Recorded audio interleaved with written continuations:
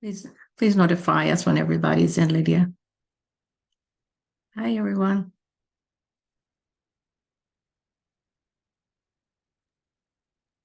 Yep, Hello. Hi, Jasmine. Welcome. We're waiting for a few more people. We'll get started.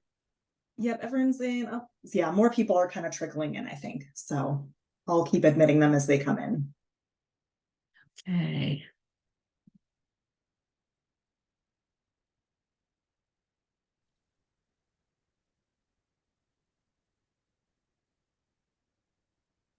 Hey, Jasmine. Hi, Joel. Hi, Christopher. We'll get our meeting started. But we'd like to hear from you in the meantime while we wait for people to gather. Jasmine, you've been the first. Let's hear from you. How are you? Say a little bit about you. Hello, I'm well. I'm Jasmine Alston. I am currently a juvenile probation officer in Baltimore County. However, my work transfers over from Baltimore City as I used to work for Child Protective Services, in a lot of the targeted areas that you guys have listed here. Yeah, so I'm just happy to be here and just get some more information about the program. Hey, thank you for sharing. Jill. Hi, everyone. My name is Jewel. I'm currently an assistant director of donor engagement at Towson University. I do a lot of volunteer and community-based work in Baltimore City, both West and East Baltimore. Former employer of Hopkins, and I'm excited to learn more about the program. Okay, wonderful. Welcome, Joel. Christopher? Yes, good evening. My name is Chris Flack.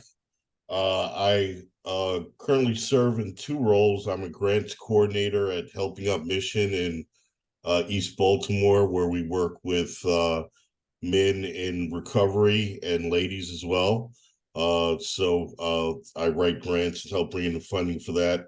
I'm also founder of a new collaborative called the Baltimore City Youth Design Architectural Collaborative, where we work with Baltimore City high schoolers, primarily sophomores and juniors, in teaching them the path to architecture and design, teaching them software, and hopefully get them interest to college. So that's a new initiative I've been working on for 2 years. So I'm just here to learn a little bit more about the program and look forward to hearing more about that.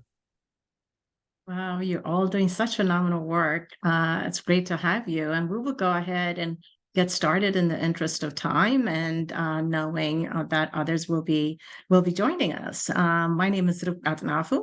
I am the director of the Bunting Neighborhood Leadership Program and associate director of the Urban Health Institute here at Johns Hopkins.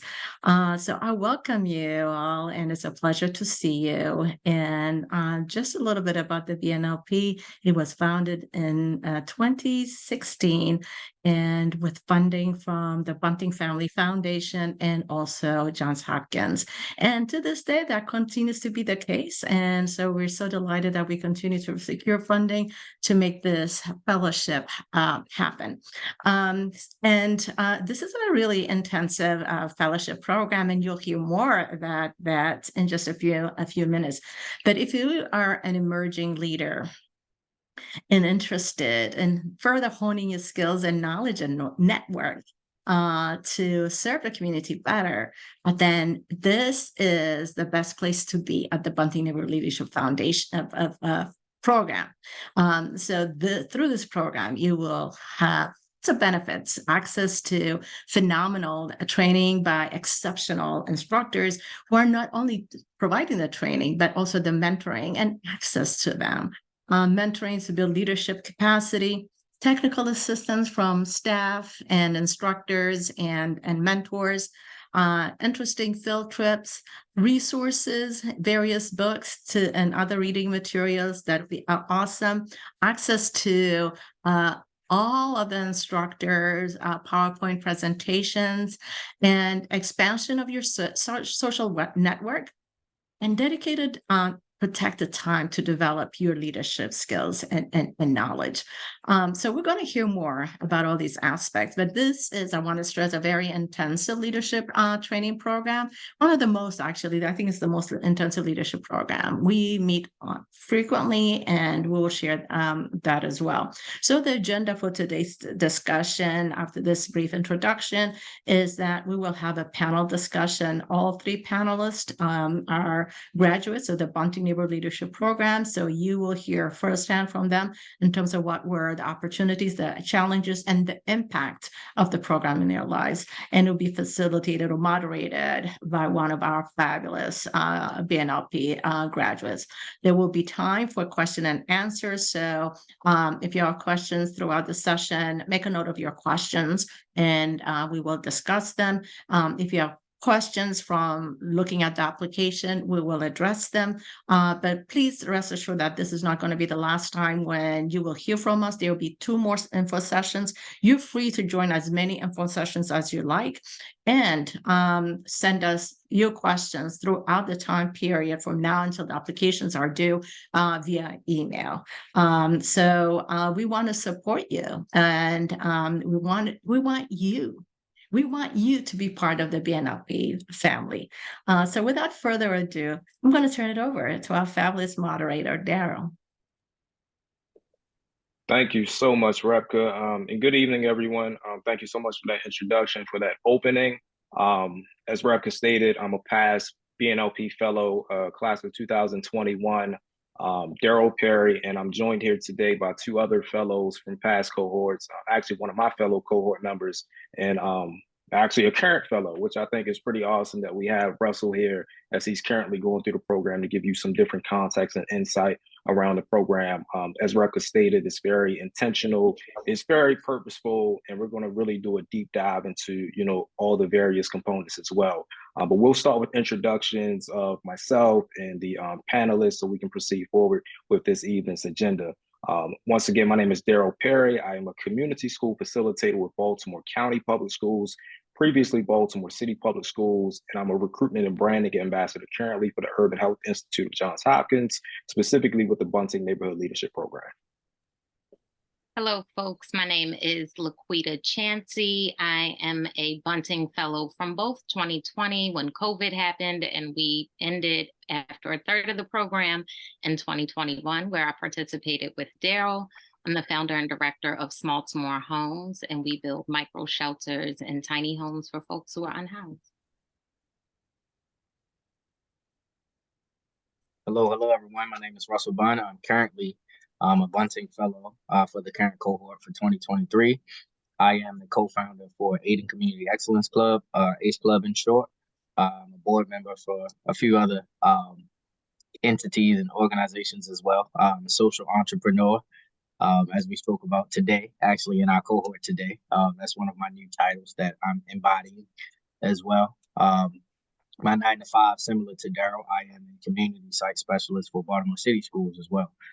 Photographer, amongst a few other things. So I've actually seen a few of your faces before, so it's just a pleasure to see some of you again. Thank you so much for your introductions. And before we proceed forward with the agenda and get into our icebreaker before the questions, just want to lay the foundation and kind of reiterate what Repka said. There will be a Q&A portion on the back end of things. So if at any point during the next, half hour or so, any questions come to mind, if you want to put it in the chat box, just so you don't forget it, that's totally fine. We'll be sure to address it when we get to the Q&A portion. I'm actually, kind of glad that this is a smaller group because I think that's going to bring about, a more sense of intent, intention behind it, where we can have that authentic, that genuine dialogue. So please, any questions that you may have, we'll be sure to answer them during the Q&A portion. And moving forward, we'll get into our icebreaker. And we're kind of going to theme it off of something that we did previously earlier this year. And it's centered around what is your theme for 2023? So now that we're in the 4th quarter of 2023, we want to know what your theme is as we close out the year. So Russell or Laquita, you can get us started and I'll chime in on the back end. So Russell, the current fellow. Yeah, I was coming off on mute. I could tell I was first up. I would say for myself, the theme for me, I've recently actually just had a conversation today pertaining to this topic as well. But for me, it's just consistency.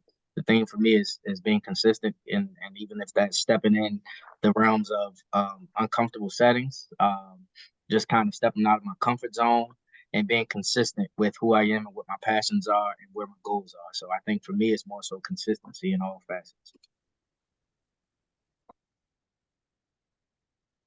And for me, I believe that my fourth quarter is to finish strong. Like I'm building a foundation. Smaltimore is growing from a mom and pop org to a board that really has me doing work and setting the foundation and growing out the budget and thinking bigger than what I've seen in front of me. And you know, I really do attribute some of that to Bunting to move toward you know, thinking bigger. But to answer the question is setting that foundation and finishing strong.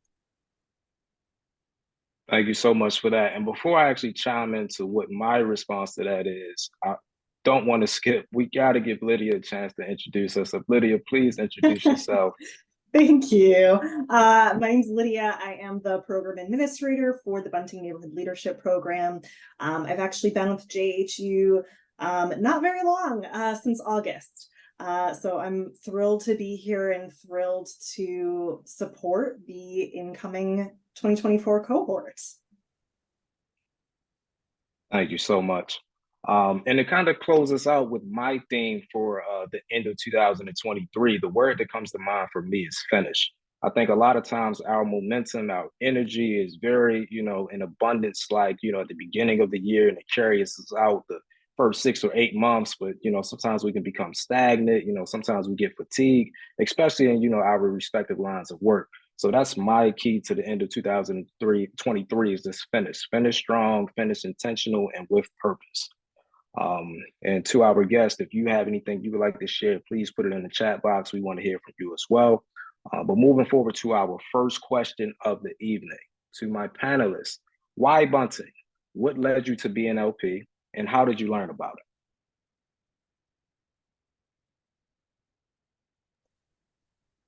Sure. Why Bunting? I'll begin with that. Bunting for me was a refreshing opportunity. I didn't know much about Bunting until I actually began to have conversations about my interest in Bunting, just hearing about it kind of through word of mouth. And then I realized how many degrees of separation there were. More specifically, there were a lot of individuals that were either in my professional setting that had known about Bunting or themselves been a part of Bunting, but also kind of in my community space as well as my nonprofit space, you know, learning about individuals that knew about Bunting, that knew about the Urban Health Institute. And, you know, when I began to kind of venture out and have those conversations of interest, you know, the Urban Health Institute pretty much came with a reputable, you know, background. So for me, doing my own due diligence and beginning to do my own research, you know, it served as a good opportunity for me to kind of sharpen some of my tools in leadership, and why not apply some of those tools to public health. And for me, you know what? I think I leaned into some of that relationship and some of the I don't know, like the name of Hopkins, right? The name of the Urban Health Institute, and leaning into that, but also knowing that they have done some harm, and I wanted to be nosy and see what they out here teaching people. So it was that as well. And also I was leaning into the fact that I'm going to do this full time. I'm going to create a village. Folks don't want unhoused people living in their backyard. It's going to take me some time. And Bunting was one of those fellowships that was 10 months. It wasn't a 4-week situation or an 8-week situation. And so I was able to really like lean into my work that way. So the name of it all, both sides of it. And then also wanting to know who's in the room. Like I found out about Bunting after I finished up another fellowship with Center for Urban Families.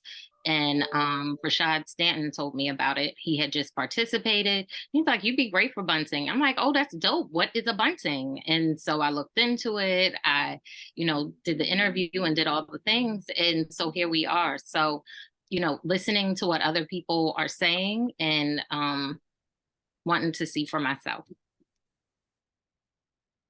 Thank you so much. And just for me to kind of chime in here, I'm taking notes as we go, but there were 3 R words that you both mentioned that really stood out and resonated with me. Russell spoke to reputation. We heard about relationships, and we just heard about Rashad, which kind of, segues in together. For me, it was alignment and opportunity. So I was fresh out of my undergraduate studies at Morgan State University. I was looking for opportunity to network and connect with, people who were in similar spaces as I was at the current time, but how I could continue to build my capacity as a professional, as a change maker here in Baltimore City, and just to continue to push this mission forward. At Bunting, I quickly learned that there was a significant focus on health equity, and it gave me a more holistic lens of, what I was doing in real time and how to apply it from a health perspective and a health lens, but also from a lens of, again, just going back to that word we touched on, being intentional, being purposeful, and making the biggest impact that we could have at the current time.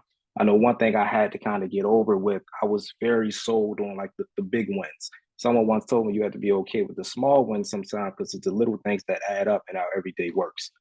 So I think that's what really led me to Bunting, just being around like-minded individuals and being able to further myself personally, professionally, and everything across. Okay, and moving into our next question number 2. How has the Bunting experience helped push your own organizations forward? How has it benefited and impacted you?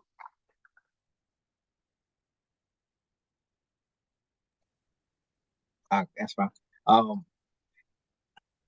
I'll say the first part of that question, how has Bunting impacted me in the professional space? More so, it's allowed me to be able to know how to navigate a little more. And I'll kind of give a little backstory into that. When you enter the Bunting Fellowship, you're surrounded by a group of not necessarily like-minded individuals, but leaders, right? Individuals who are in the public health space, individuals who are leaders, individuals who are typically either directors or some sort of specialist or someone who's a leader in their own space. So for me, as I'm going through it now, I think some of the growing pains of that is learning how to navigate around other leaders who may have other nuances, other intricacies, just other different styles. So for me, it's learning how to not only problem solve, but conflict resolution in a professional setting, where other individuals may have opposing opinions, may have different insights, and learning how to take all of those insights and apply it to whatever that common goal is or whatever that mission is, and how you can utilize everyone's strengths and weaknesses within leadership in order to, attain the common goal. So for me, that was like most primary, because I think within my own cohort, we're very diverse per se. There's some topics that get very intense in our fellowship. There's some topics and discussions where some leadership styles may clash with other leadership styles, but ultimately we all have the same goal, which is to be, to serve as humans, and to, mitigate whatever barriers there are within public health. So for me, I just kind of sit back and learn about some of those tools, learn when it's time for me to speak up in a professional setting, learn when it's time for me to apply my own personal knowledge or my own personal experiences to that leadership, and when to, kind of sit back and learn from someone with a different perspective, or when to speak up and say, hey, that's, I value your perspective, but this is my perspective, and I feel like it holds just as much value. So for me, that was kind of the primary thing that came to mind.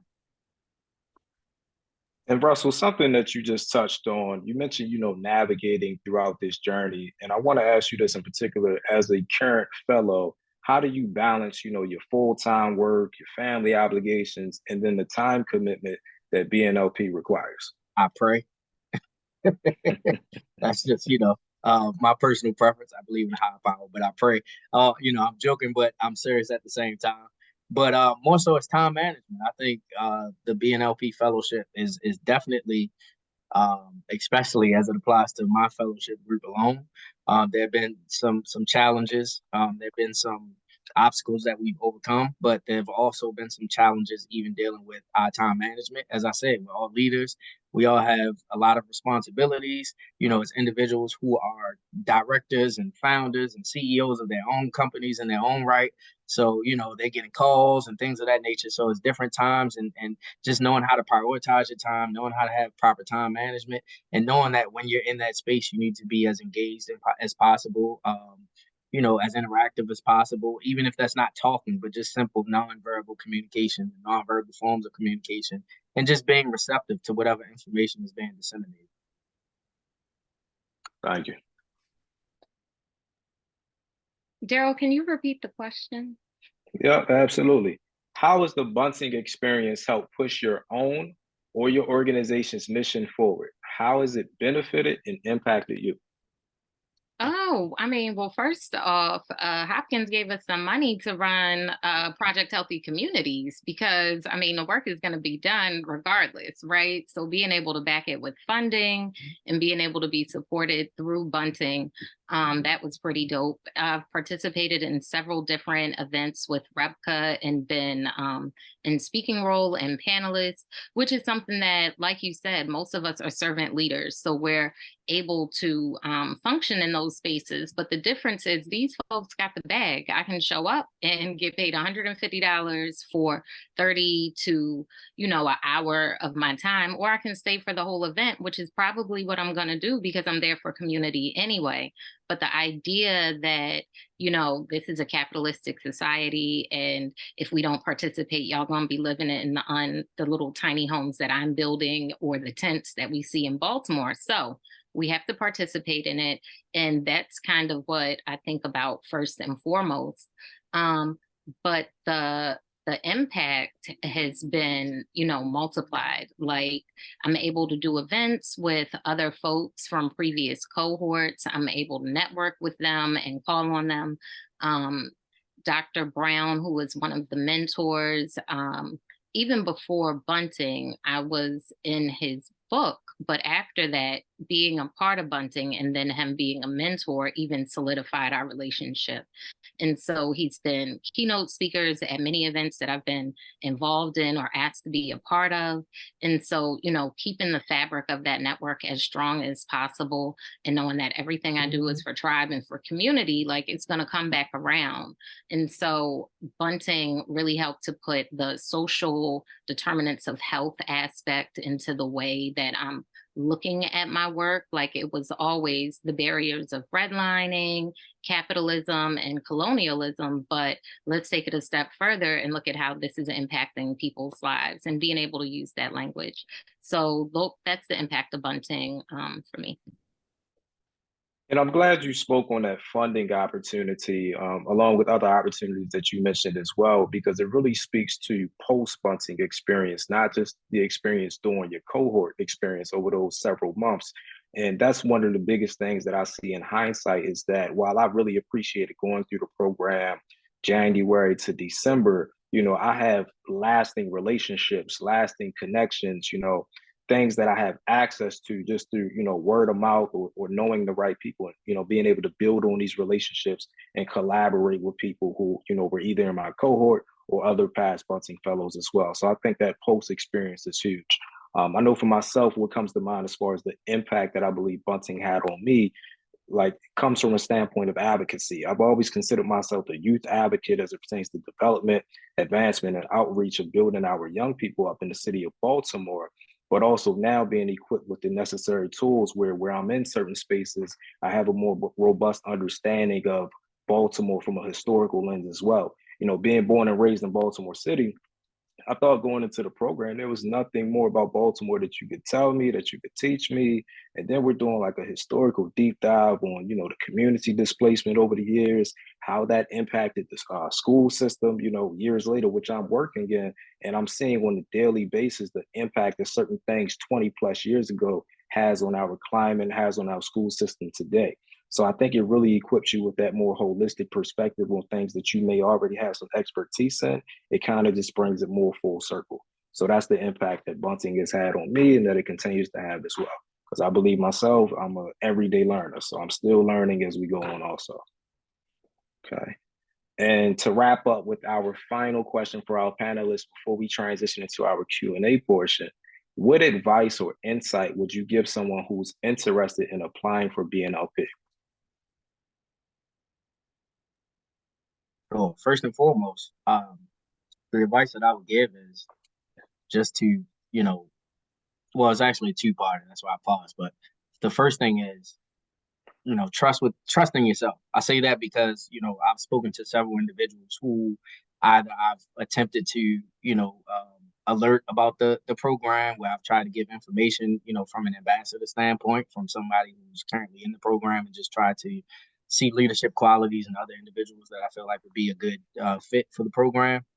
And one of the first things that I get is, oh, I don't know what I'd discuss, and I don't know what I'm doing. And I'd have to kind of reiterate, or, kind of go down the list of pros and cons for certain individuals and let them know how they are actually, individuals that are great for the space, how they are impacting public health, how they're doing human services, how they're mitigating barriers of community engagement, things of that nature, even in leadership. For example, I have a friend who is, he just opened his own restaurant, him and his wife, but he does chef nights with youth. He does some community give backs. He does things of that nature.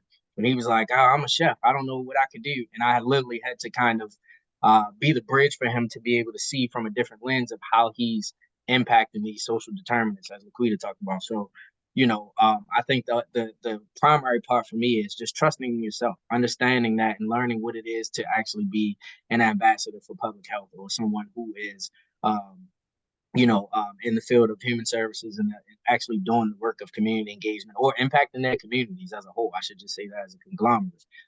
And then the second thing is value what the space is. And I think that's very imperative to individuals past, present, and future, to value the opportunities that are taking place within the fellowship. I know even amongst myself, it's been an opportunity for me to kind of step my game up as it applies to networking. For me, I'm one of those people that's on the ground. It's kind of like, if I see you in certain spaces and we get familiar, you know what I'm doing, I know what you're doing, but I'm not really an individual in the past, I would say, who's been avid at, being super boisterous at networking, or, I'm kind of more of an organic person. If we have that vibe organically, then organically it's going to happen. But even with the Bunting Fellowship, it's kind of created a monster in me, so to speak, where I know that I have to step out of my comfort zone in order to network. Case in point, we had a senator who was there recently, and typically, I would just engage, have that conversation within the cohort, and I would move on. But I forced myself to have a conversation with this individual. The conversation kind of overlapped, and we began to have some email texts, ultimately to him inviting me out to a networking session where I was able to gain, Senator Corey McCray, I didn't say his name, where I was able to, potentially get funding for my nonprofit, and for a youth football program that I'm on the board for as well, for some other things. So, just, it's one of those situations where closed mouths don't get fed, but if you don't value the space, you won't be able to, take full advantage of the opportunities that you have if you're in your own zone. So I would say, trust in yourself, be, proud of what it is that you're doing, understand what it is that you're doing, and understand how you can be ultimately impacting public health. And then the second piece for me would be to value the space. Y'all, I had to really take notes, because I'm like, you are saying everything I thought I wanted to say. So thank you so much for that, Russell, because now I got to dig a little deeper. But with that being said, I would think that one of the important things is to start on your application early. It's going to take a little bit longer than you thought. And use this as like a boiler template, because this is probably your life's work. You're going to continue to do this, and you don't want to repeat these applications over and over and over again, because it's going to take you at least a few hours. Like, that's valuable time, and we need that. So you just stay ready. Take the time for your application, and then be honest about what you know you need, but also be honest about not knowing what you don't know, because that's where Bunting can fill in the gaps and pair you with mentors, and thinking about it intentionally when they're looking at your application and pairing you with everybody else who's a part of the cohort. So you're going to be a part of a collective. It's very much a pod, and beginning to think more that way if you haven't did that in the past. And yeah, I think that's it. Maybe even Google, if you're not familiar with the term social determinants of health, maybe just Google it and just kind of get familiar to see how your work aligns. That's not the biggest part of it, but just so that you understand and you have confidence in it, because you're already doing the work, y'all. Like, you belong here. You're in the room because you belong here. So just being able to have the confidence to put with the language just makes you stand a little bit taller. And then smalltomorehomes.org on this side, boom, like come to the website. If you need help, I'm happy to help. Yep. Mm-hmm. And I think you both hit it spot on. Trust in yourself. I believe we often, trust in others, but we give ourselves doubt, which is backwards. So trust in yourself, avoid placing limitations on yourself. Be confident, embrace the moment, embrace the opportunity, be your authentic self, recognize the work that you do is impactful, recognize the capacity that you can continue to cultivate and develop, as you go throughout your respective journeys. And be prepared. Time management that was mentioned earlier, that's huge, throughout this application process to ensure you have a thorough application, to ensure that you're articulating and communicating everything that you want to express and present to the reviewers. And just lead with confidence, and again, going back to the whole concept of trusting yourself. So that's going to actually close out our panel sessions that we had pre-structured. We are now going to open it up to Q&A. So please feel free to unmute yourselves. And in the interest of time, each question will be limited to one response from each panelist, including myself. But now is the time. Any questions that you have, BNLP related, application related, anything else, please feel free to ask. I do have a question, and thank you guys so much for having that panel discussion with us and sharing your answers. I wanted to ask, what would you consider your biggest takeaway after completing the program? Being a leader before, considering yourself a leader before you were in the program, how did you see the transformation in your leadership style or your engagement abilities after you completed the program? So I'll jump in with that, because there's a word that constantly comes to my mind, but when you talk about a takeaway from the program, it was early on in our cohort, we did a test, which pretty much determined, hey, you're an introvert or you're an extrovert. So prior to BNLP, when I used to hear the term introvert, I would think, okay, that equates to someone being shy, quiet, reserved, everything else.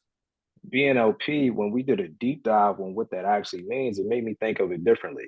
Me being an introvert, that just means I'm somebody who processes things, who, offers different perspectives and analysis of things. I really take time to really hone in on whatever the subject matter is, and then present my feedback in a very, analytical way, a very preserved way where I'm able to, again, articulate and communicate my stance, but also from a more impactful lens. So I think that's one of my major takeaways from BNLP, to kind of, brush the doubt off of your shoulder, if you will, and like embrace who you are as a person, embrace your personality type and how it contributes to your everyday self and what you do, not only personally, but also professionally. So just embrace you. We go to school, we get these degrees, these certificates, but who are you? What is it that drives you on a daily basis? Thank you.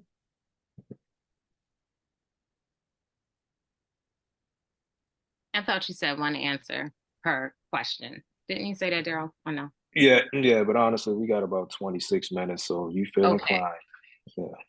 I would say, can you repeat the question?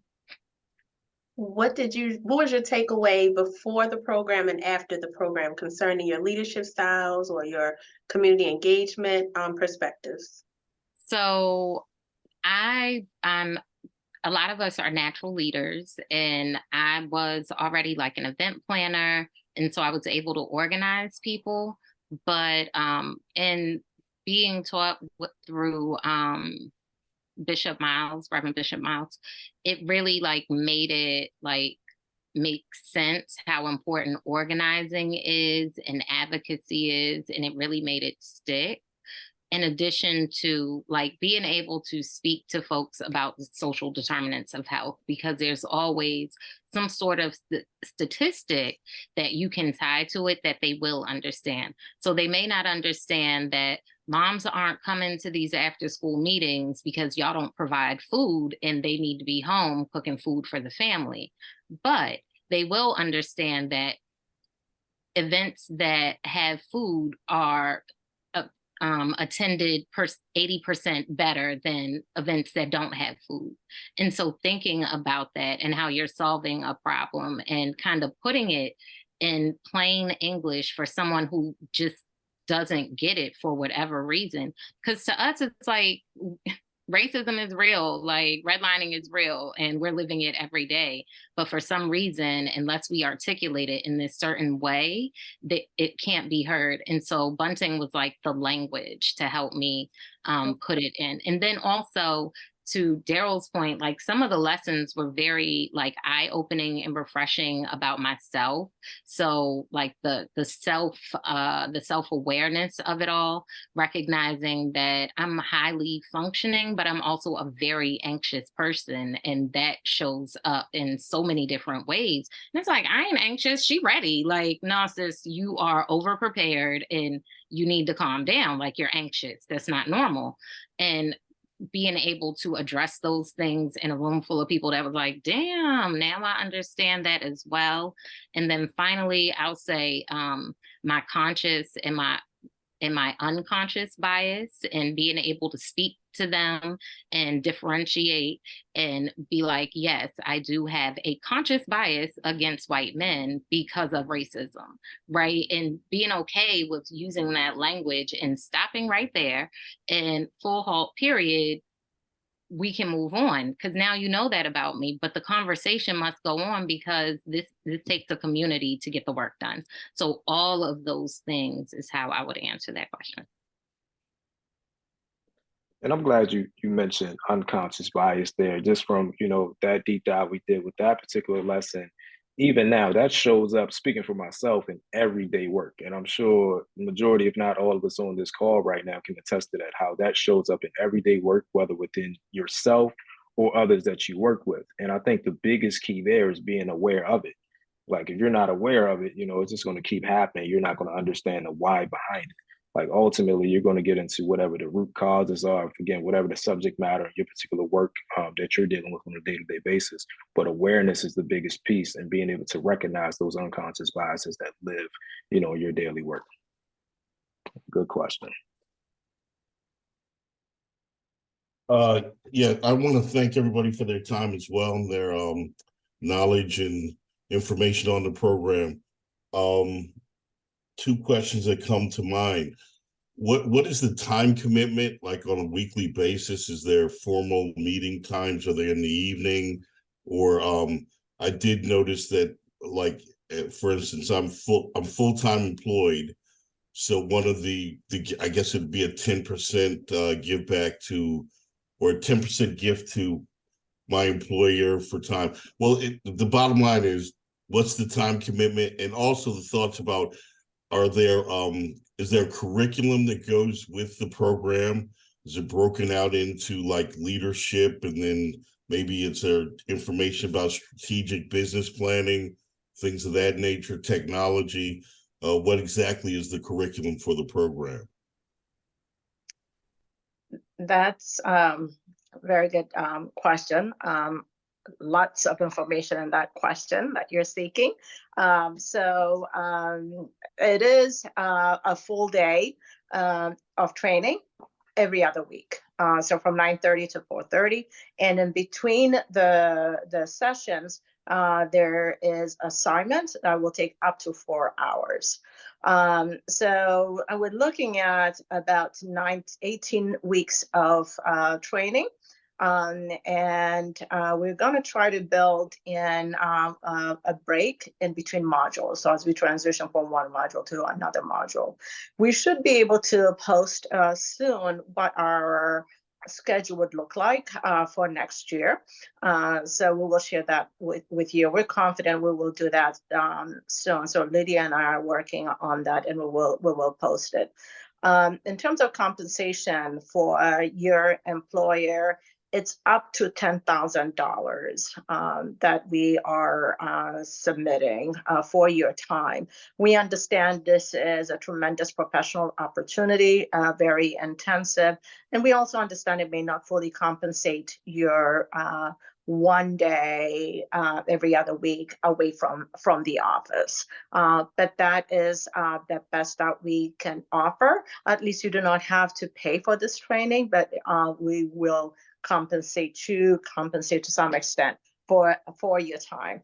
In terms of what is it that we cover, right now, everything that we cover is posted on Course Plus. So when you enroll in the program, you will have access to Course Plus, and you will see all the handouts and all the PowerPoints from all the instructors.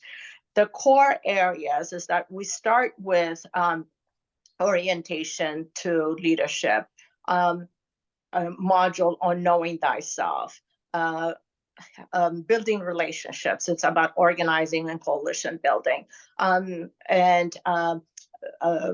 advocacy and policy and advocacy, communications, deconstructing racism, and systems building. So those are the core areas that we cover. And yes, strategic planning, strategic thinking, strategic financing, they're all part of the curriculum that we cover. Does that answer all your questions? I think there were like 3 questions in that. No, basically it was 2, but you did answer the questions. Thank you. You're welcome. Sure.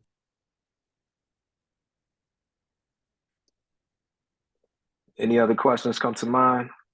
And while we wait for, I guess, the next question, something I also wanted to touch on, as Repka was kind of giving you a breakdown of the modules and the curriculum, a lot of times what we touch on throughout the program itself is like that idea of trauma and historical context pieces that ultimately either plague or aid in support of where we are today as a society and a climate, specifically here in our Baltimore communities. One thing that really resonated with me throughout my time with BNLP during my cohort was that idea of vicarious trauma and how that shows up in my personal self. So the work that I may do 8 o'clock in the morning to 4 o'clock in the afternoon doesn't mean I'm shutting that down, 5 o'clock in the evening, well into the night. Certain things kind of live with us. Now, is it healthy? Probably not, but that's just the nature of our work. But one of the things I did appreciate about my time with BNLP was that reinforcement of self-care and how to, include, personal care into your time management, and how it's important to refuel yourself, pour into yourself as you're doing others, the various stakeholders that you support and represent. Because, without doing that, you're going to meet burnout and exhaustion, and, we can't continue like that. So that's just something else to be mindful of. But again, speaking for myself, that really did resonate with me as well.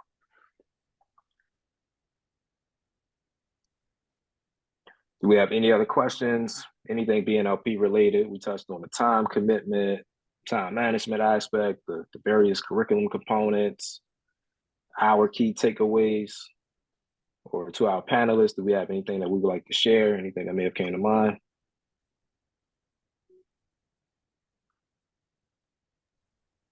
There's one thing one thing that I just suggest to some of the individuals on the call. Well, I guess we have 2 now, but the individuals on the call, what I would say is, like Laquita was saying, make sure you spend time on your application.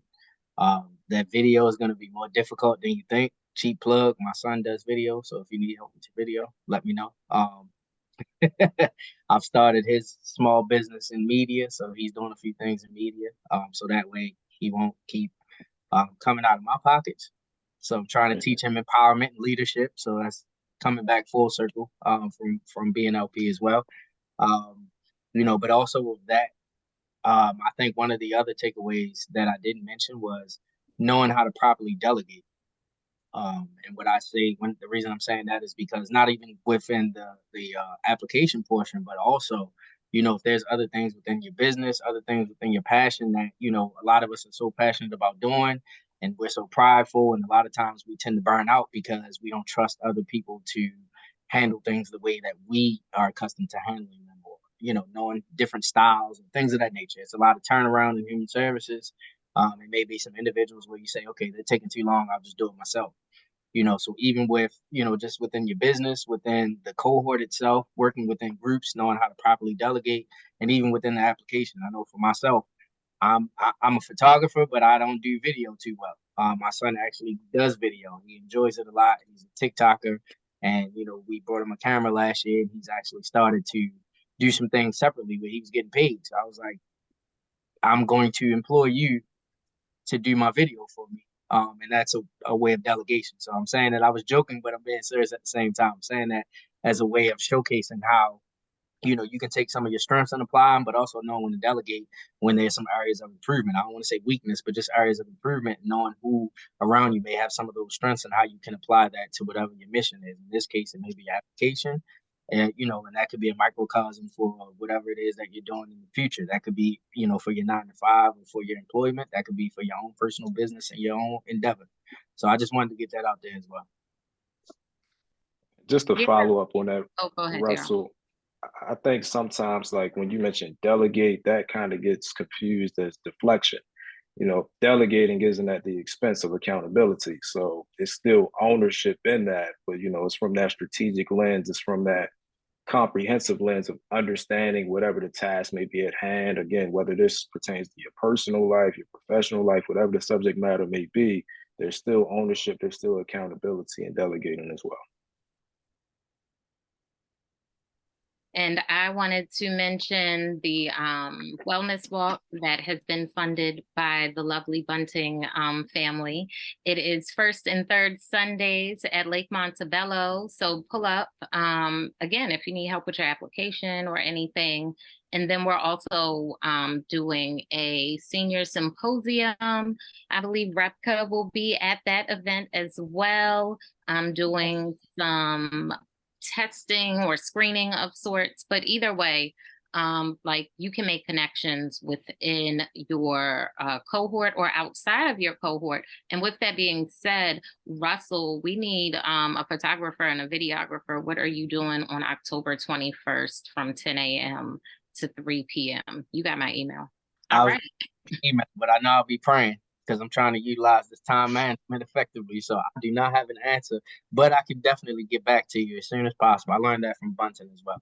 Try to be restorative in your approach and not just say, I can't do it. Just say, I'll get back to you as soon as possible. It's all about the mindset. So if you can't do it, you can drop off baby boy because we're going to need some video too. So we're going to figure it out. You have my email address, but just keeping those things in mind. And I would love to connect with you all. So that's when I'll be in the streets the rest of this October. And thank you for giving us this opportunity to share our experience with folks. Repka, I appreciate it. Pleasure. You all can see it's constant networking, supporting each other. That's one of the beauties of BNLP. Again, post experience as well. So again, thank you all for your time, for joining us. If you're not already, please, follow us on our social media channels. Please join the Urban Health Institute subscriber list, so you can receive all of our email blasts, just informing you of next steps BNLP related. And we look forward to receiving your completed application ahead of the December 4th deadline.